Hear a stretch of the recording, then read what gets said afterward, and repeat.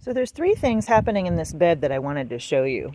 One, I grew this tree from seed, and based on some techniques that I kind of just accidentally discovered on a hunch, I got it to grow 2.5 feet tall in 6 months, which is many times faster than its normal rate of growth. It's supposed to grow traditionally or typically 6 inches a year. It stopped at 2.5 feet though. It did get munched. You can see something came along and bit it before I had a perimeter wall. This is a mesquite. They're native out here. But what I wanted to show you about this is that these sunflower seeds that I planted and I sprinkled them throughout this bed, the ones that are coming up and doing well are the ones that are getting a little bit of western shade in the late afternoon from this tree. And that is kind of just like ecological observation, basic principles of ecology, but it's fantastic to observe. Another thing that's happening in this bed is the mulch layer. There's a lot of mulch in here. It's not as thick as in adjacent areas of the bed, but it really matters to hold moisture in the soil.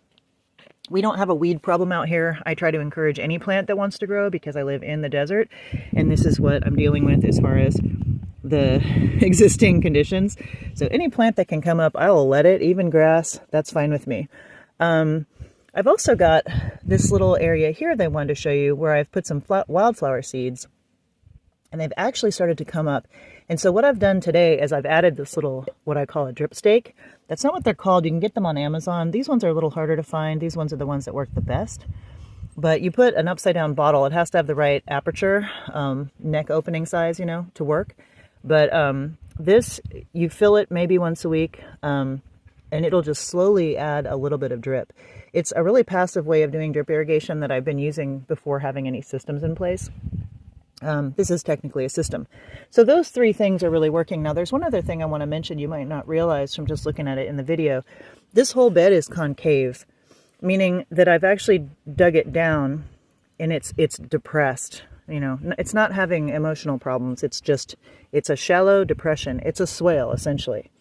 So that's also helping to hold water. So when it does rain, which is not that frequent out here, we maybe get 11 inches in a year.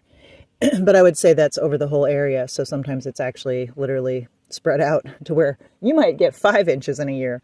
Very dry place.